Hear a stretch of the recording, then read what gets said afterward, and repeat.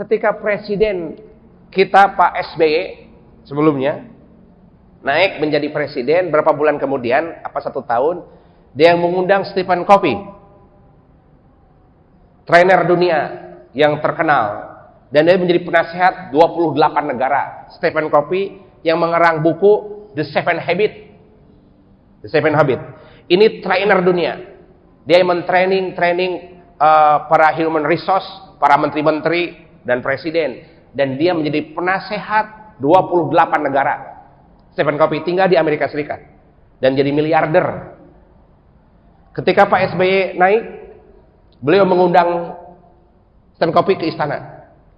Datang pakai superjet ke Halim Perdana Kusuma, fatwa ke istana. Itu miliaran ngundang dia tuh, Pak. Miliaran.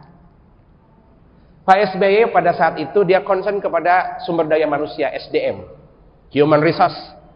Pengen SDM negeri ini, para founding fathers, para decision maker itu kuat-kuat integritinya. Maka dilatihlah oleh Stephen Covey. Tetapi punten sekali, dia menggunakan pendekatan high tech saja, Stephen Covey ini.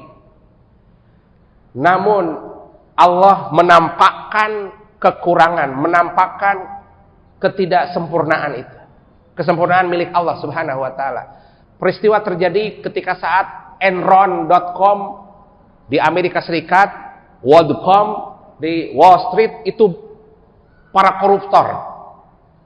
Sehingga dia bikin sebuah laporan akuntansi keuangan, bubble ekonomik, bohong dan korupsi. Efeknya dolar jatuh. Enron.com, masih ingat peristiwa Enron? Ke World.com, itu murid-murid Stephen Covey, Pak. Dia sudah triliuner, sudah miliarder, masih korupsi. Ketika itu Stephen Covey berkata, saya tidak berhasil mengajar. Dia berkata, saya tidak berhasil mengajar. Dia sudah triliuner, dia sudah miliarder, masih serakah korupsi. Akhirnya Stephen Covey ditutup, tidak jadi penasehat lagi. Dan jatuh. Apa yang dia cari coba? Dia berenung, dia bertelaah, dia ketemu siapa-siapa gitu. Mudah-mudahan dia syahadat. Seperti yang Jepang tadi, yang Jepang. Dia mencari itu jawaban-jawaban itu. Dia mencari jawabannya, akhirnya dia bikin sebuah buku atas proses ini. Dia mengatakan, listening your inner voice. Sekarang saatnya engkau mendengar suara di dalammu. Siapa inner voice? Your heart. Sejak itu muncullah spiritual question. Dulu intellectual question, masuk ke bawah spiritual question. Itu. Nah, Islam sudah menggabungkan sejak awal. Cuman kita tidak bisa memblend dan memahaminya. Itu yang saya ngerasin maksud high touch versus high tech.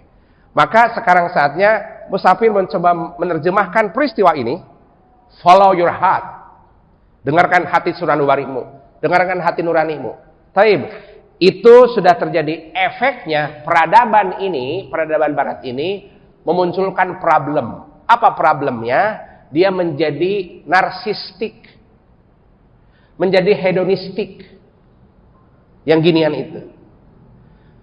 Maka datanglah agama menasehati. Agama menasehati adalah bahwa pusat peradaban, pusatnya manusia yang hakiki adalah ruh. Manusia yang hakiki adalah kolbu. Nabi berkata tadi, kalau kolbunya tertata, rapi seluruh tubuhnya. Kalau kolbunya tidak tertata, maka buruk sekujur tubuhnya. Oke? Maka oleh karena itu pun sekali, sudahlah saatnya kita menata itu. Sudah kita menata akal jadi S2, jadi S3, jadi PhD, alhamdulillah. Sudah menata badan, jadi fitness first gitu ya. Menjadi olahragawan, badan sehat, sudah. Kan sudah dibuktikan. Orang-orang yang sehat badannya, cerdas akalnya, mati juga. Jadi punten sekali, kehidupan itu adalah gabungan antara daya pikir yang melahirkan ilmu, kedua daya fisik yang melahirkan karya, yang ketiga daya kolbu yang melahirkan iman dan keyakinan.